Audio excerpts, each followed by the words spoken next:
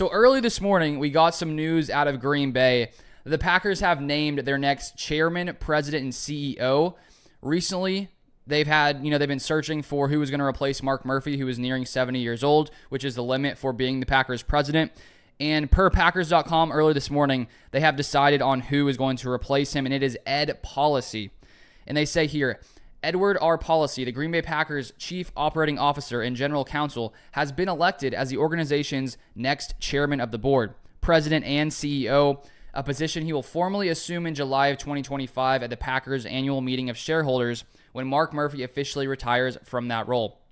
Policy, who's entering his 13th year overall with the organization and 7th as chief operating officer, was elected by the Packers board of directors as the franchise's 11th chief executive officer Monday morning in a unanimous vote upon recommendation of the search committee led by Chair Susan Finko and Vice Chair Dan Arians.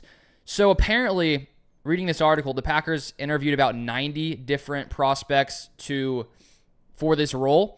And I think it's a wise move to bring in and elevate someone from within the organization that has been here for about 12 years in Green Bay. Because if you were to bring in someone from the outside, it could work. But I would just be a little worried that they would come in and try to maybe change the way the Packers operate. And so I like that they're bringing in someone who has experience here in Green Bay, knows how the Packers like to operate, has been operating here under Mark Murphy for a while. And so I think it's a wise move to bring in someone from within. And let me read here a quote from Policy on assuming this role. He says this: "This is the absolute best job in sports. We are the stewards of the most iconic and unique organization in all of professional sports. I'm excited to continue to work with so many talented teammates who have ensured the Packers' consistent success on and off the field. We are the people's team, and I love being a part of it. We will continue our relentless focus on building a winning culture that transcends the playing field. The Lombardi Trophy will always be our North Star in ensuring a positive impact on our community. Will continue to be paramount in our decision-making. We have the greatest fans in sports and will never take their commitment to the Packers for granted. 12 years ago, my wife, Christy, and I moved to Green Bay from New York City with our 2 sons. We embraced this community, and it embraced us back even stronger. We love raising our family here. This is home." And so going forward, I'm curious to see, sort of how he operates in this role for the Packers.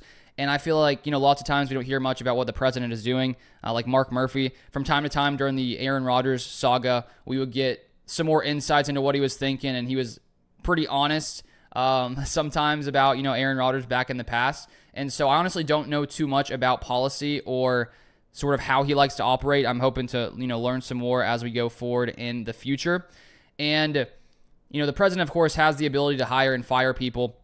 And I was just reading earlier this morning that I had forgotten about this, but about 4 years ago in February 2019, the Packers changed the way that their organizational framework, worked basically, to where instead of the coach having to report to the GM, like Matt LaFleur reporting to Brian Gutekunst, both the general manager and head coach would both be reporting to the president, which would be Mark Murphy. And this is from a article from Green Bay Press Gazette by Richard Ryman back in 2019. It says this: "Mark Murphy's decision to upend 25 years of Green Bay Packers management structure vexed many fans, but the team's president and CEO is satisfied with the results so far. Fans are of two minds about Murphy's decision to get more involved in football by making the general manager and head coach equal and having both report to him instead of the coach to the GM. One side insists Murphy spent too much time overseeing Titletown District development and Lambeau Field expansion while ignoring football. The other is adamant he would stay out of football operations and focus on business." And so I guess that I'm pretty sure this is still in effect, I believe, which would mean that Brian Gutekunst and LaFleur would both by themselves report to Policy now, I assume, at this point. And so I don't know how involved Policy is when it comes to, football type decisions. I would assume not very much. You'd think you want Brian Gutekunst to be, the guy in charge. So we'll sort of see if any kind of way the Packers operate shifts moving to a new president next season in July of 2025.